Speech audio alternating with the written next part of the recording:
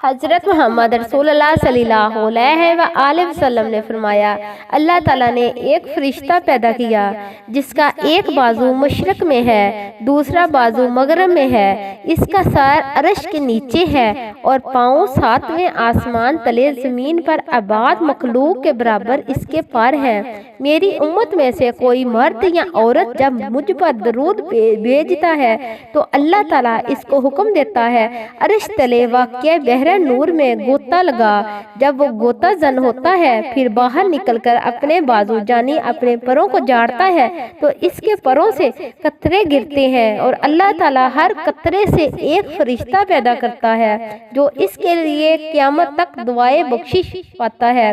اللہ پاک ہمیں اپنے پیارے نبی حضرت محمد رسول اللہ صلی اللہ علیہ وآلہ وسلم پر بکثرت درود سلام بھیجنے کی توفیق عطا کرے، آمین ثم آمین۔